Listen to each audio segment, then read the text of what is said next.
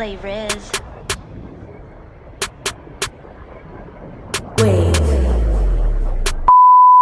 Hi guys, welcome back to my channel. I'm Mark Daryl, aka Miss Filipinas. Hello. How are you guys? I hope you guys had a great long weekend / Canada Day. Let me jump right into it. Today we are going to react, hot or not, on Canada's Drag Race Season 1, Episode 2. But before we actually begin, I would like to apologize on any inconvenience from Episode 1 reaction video, as it wasn't available or viewable in Canada due to copyright issues. Like, copyright is a bitch. So moving forward, I have changed the entire concept of all my upcoming videos. I'm so excited for you guys to see. And I would like to take this opportunity to thank you guys for watching my videos. Thank you. Anyways, we are back for more and let's get into it. A few moments later.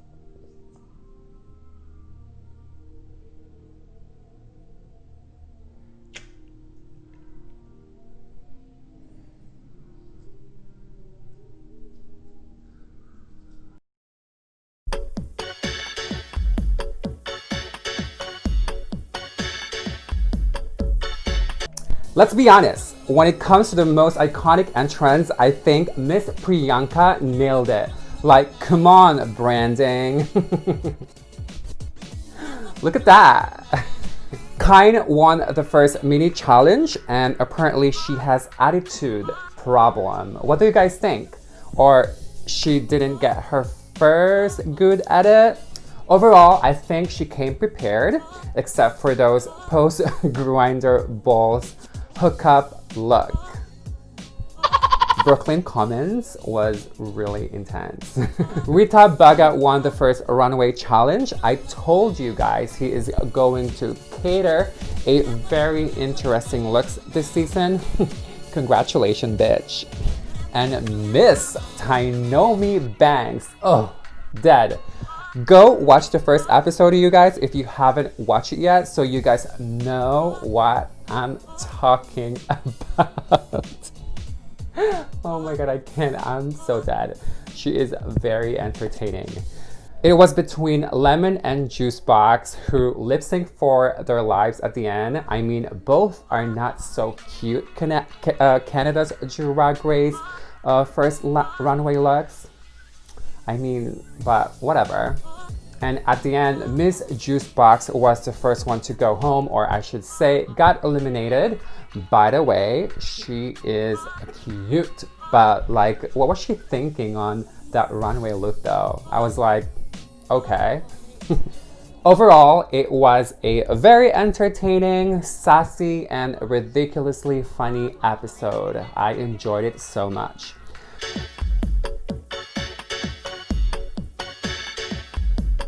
Who is excited for episode 2? Me! Okay, let's get into it.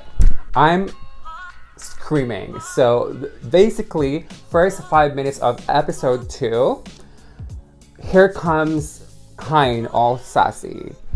Like, do I love it? The balls, the confidence, do I hate it? No. It's entertaining, but I get where people are coming from. If you are the most followed queen on social media with more than, I would say, 100,000 followers, I bet you would get used to constant affirmations. And I think that, my friend, where Kyne's snobbish aura comes in, you know? Hold the phone. Let's talk about Pit Crew this week. LOL. I don't love it, but I think I've seen this hotties bartending somewhere, like Woody's, I guess. Moving to this week's mini challenge called the Nuts Mucker, where they were given 20 minutes to transform themselves to the demure ballerina, who at the stroke of midnight, they transformed from a bashful ballerina to a nut-smacking bitch. The challenge was really fun, you know, like it was fun. And for the first time ever, the Queens of Canada were able to showcase their fun, dorky side. I died when it was Lemon's turn. Sometimes I just can't take him seriously, probably because I find him cute. Cute. At the end of the mini challenge, it was Boa and Anastasia who ended up winning. And I honestly thought it was going to be Lemon and Priyanka, but oh well. Did you guys see what Priyanka did on national television though? She's just like...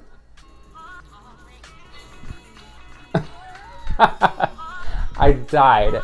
This bitch literally went all the way down. Obviously, Anastasia and Boa was the team leaders for this week's Maxi Challenge. For this week's Maxi Challenge, it was basically an acting challenge with a little twist, twisted version of iconic heritage minute. OMG, you guys, is it just me or every time I see clips of heritage minutes, I get really emotional, you know? They are always heartwarming. One that kind of I remember is that Boat People Refugee, which was released around, I think it was 2017. And it was just so, like, I was so emotional watching it. I was definitely rooting for Team Boa, but the minute she kept fucking up her line, it got to the point where I was like, next?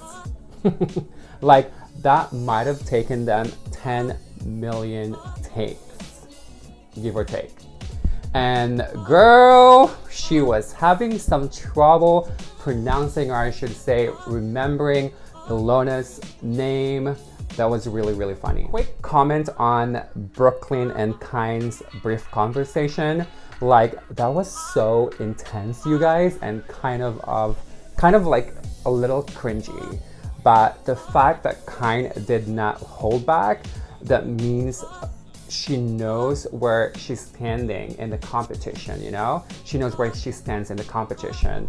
A little snobbish, but I feel like it's just her personality, you know? Okay, is it just me or every single queen on set seems to religiously have cozy blanket on? Did they film this around winter? I don't know, they seem cold all the time. Like, they have robe on or like blanket on some part of the episode too. Weird, but whatever. Okay, let me break the ice. Holy shit, Tynomi Banks this week, I was slightly confused. I'm so used of like seeing her super duper confident in Toronto or on her social media, but I haven't seen her like this before, you know, under pressure. In this episode, correct me if I'm overly exaggerating, but you see and feel that she is nervous as some sort, you know? Oh my God. I can't. Oh. Dead. Lemon is so funny, and I think she nailed her every single scene. And y'all, we can talk about Kiara's professionalism on set. Yep, you got it right. If you go back to my previous videos, she is actually one of my top 3, and bitch, she is killing it so far. One take wonder. See, I told you guys, like, she is nervous as fuck, you know? Can I get some water, please? Can we get some water for Tynomi, please?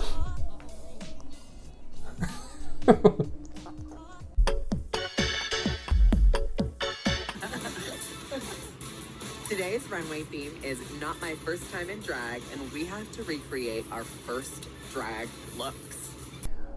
Bitch. this part, I have so much respect for queens in general. In general, times like this when they're getting ready for the elimination day and they started sharing vulnerable experiences in their lives. Like, as I watch them on screen, I feel like I'm starting to get more connected with them, you know? This episode is like a little get to know me in person level kind of episode, and I'm here for it. Kind's dad passed away because of cancer. BT Dabs fought cancer. In 2016, that was 4 years ago, so she was basically 17 at that time. And it also makes me happy that some parents of these beautiful queens are so accepting and supportive. Like, this is the dream, you know? We are moving forward. Like, it's just so heartwarming, you know? And when Anastasia is trying to share her experience in Drag Queen in the Bahamas, I started crying because imagine the pain that she had to go through.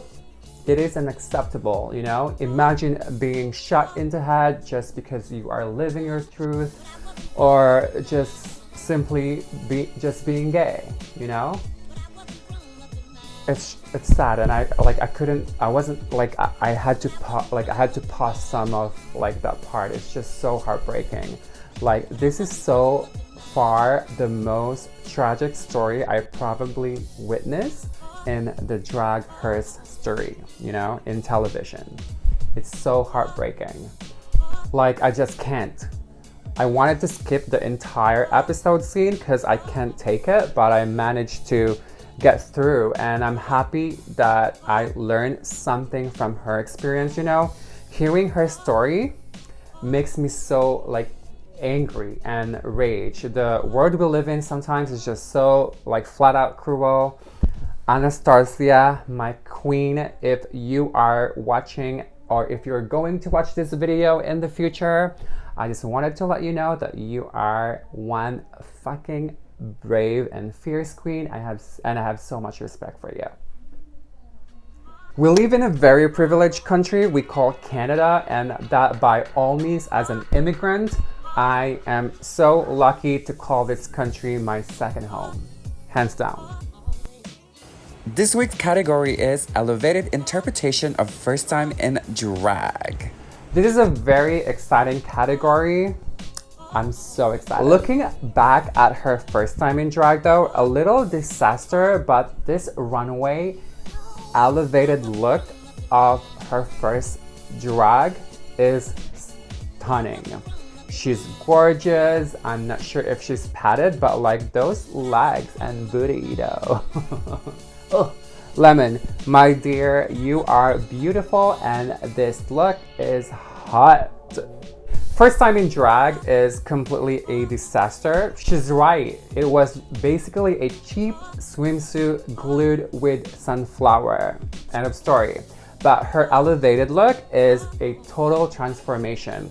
But if I were to elevate it though, I would have focused on making the sunflower like more iconic center of attraction kind of way.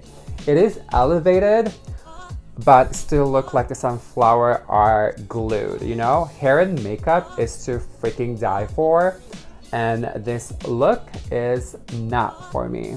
Ty Nomis' first time in drag reminds me of the first time going out, or first time I went clubbing downtown Toronto. I would see a bunch of hoes wearing the same thing, trying to get some hookup. So she basically transformed from a slutty Toronto clubbing look to a mythical couture, I don't understand look. I wish her waist was more cinched though. And if I were to elevate it, I would probably stick to the same concept she's wearing, but I would have made it more gowny slash warrior-y looking, and this look is hot overall. The moment she started strutting on the runway, I was like, that hair and that fur coat was used on her promo. I was a little disappointed, but it's her elevated version of her first time in drag, you know? And I would have, if I were to elevate it, I would have mastered my runway walk. Don't get me wrong, her body is made literally for runway. And this look for me is nut. Oh, child, she is a certified beauty queen, hands down. I like the entire concept of it, the drama, the walk, but overall I would have kept the crown on, to be honest, and this look is hot for me. She transformed from looking like a back alley hooker, she claimed that while she was strutting on the runway, to a front alley escort. I am so fucking dead. She was lacking of drama or presentation, period. And this look to me is not doing it. I did get the purple makeup and possible reference to Queen Ursula, but it didn't make sense to me, you know? As much as I love her, I wish she would have applied more of her sewing techniques. It's super dramatic, but it just didn't make any sense, you know? Like, she looked more beautiful on her first time in drag, and this runway look looked like more of her, I would say more of her like first time in drag. I saw the edits on her Instagram though, it looked sickening, and I'm obsessed. Overall, this look is somewhat hot. When she was walking down the runway, I was like, bitch, I got no time for this, hurry up. I have a video reaction to make. I like her elevated look of her first time in drag. This look is overall hot. This is a perfect representation of elevated look, literally from head to toe. The moment she pulled out her trick out of her sleeves, I was like, yes, circus queen. She went to school for it, FYI, and love her look, and it's hot, hot, hot. Very elevated. I like how she was all jumpy on the runway. I think it was part of her presentation, which I think it worked perfectly, but this look is not doing it for me. Jimbo, Jimbo, Jimbo, oh Jimbo. So since day one of Jimbo, she's been in character, which is very, very impressive. So creepy, but I like her concept. So much drama going on when she was walking down the runway, when she took off some part of her wig. That was iconic. Weirdly, this look is hot for me.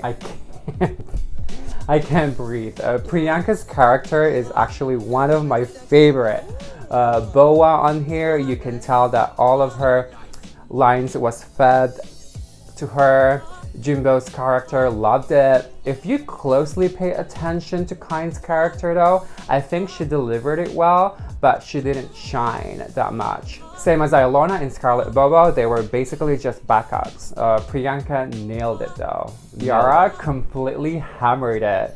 Tainomi and Lemon has a great chemistry. Rita Baga kind of carried the entire scene, including Lemon. Anastasia didn't really shine in this challenge. So basically they performed in groups, but as per usual, they were judged individually because that would make more sense. Anastasia Anakwe, Ilona Verley, Rita Baga, Scarlett Bobo are the first bunch of queens that was safe. On the other hand, Lemon, who won this week's runway challenge, which is, I think, is deserving, but I thought it was going to be Scarlett Bobo. Tainomi Bang's critiques was straightforward, and I'm happy he took it, or she took it in a very constructive way.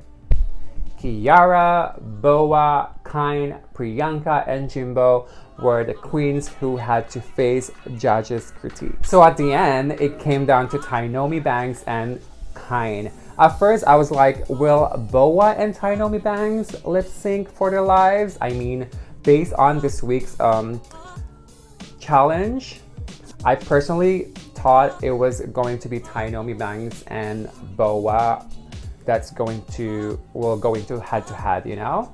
Tainomi Banks, Tainomi Banks. Yes, kind, I get it. Yes. I've seen Tainomi Banks perform like a million times in Toronto, and I wasn't surprised what she is capable of.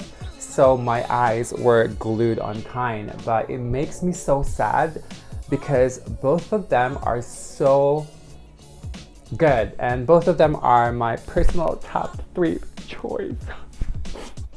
So sad they're competing. This part makes me so sad because you can tell how much this means to her. Both of them.